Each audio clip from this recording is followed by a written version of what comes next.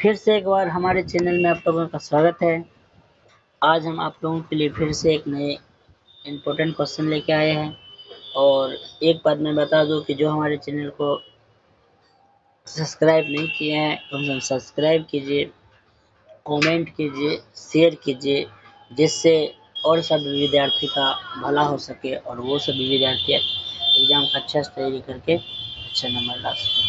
चलिए, क्वेश्चन है कि राष्ट्रपति की विधायी शक्ति क्या है।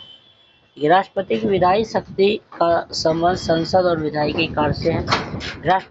भारत के राष्ट्रपति को संविधान के द्वारा कुछ विशेष विधायी शक्ति प्रदान की जाती है। ये शक्ति निम्नलिखित है।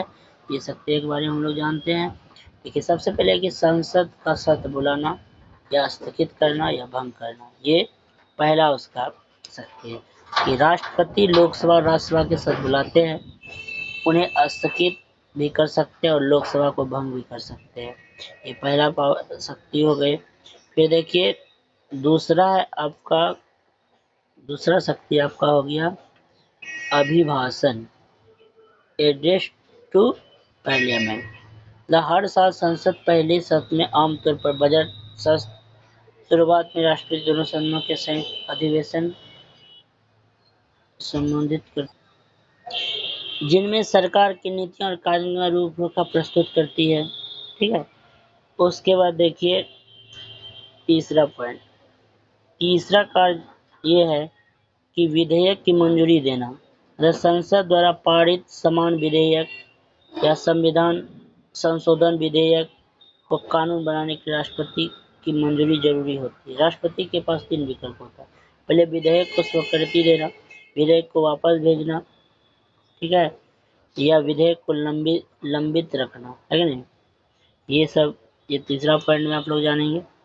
फिर देखिए नेक्स्ट पॉइंट, चौथा में क्या है। चौथा में है कि अध्यादेश जारी रखना, अर्थात जब संसद सत्र चल रहा होता है और किसी जरूरी विषय पर तुरंत कानून बना होता है, राष्ट्रपति प्रधानमंत्री की सलाह पर अध्यादेश जारी कर सकता है और यह अध्यादेश संसद द्वारा पारित न होकर 6 हफ्ते यह अध्यादेश संसद द्वारा पारित न होने पर 6 हफ्ते तक वैध रहता है। और नेक्स्ट देखिए, नेक्स्ट पॉइंट आप लोग देखिए, पांचवा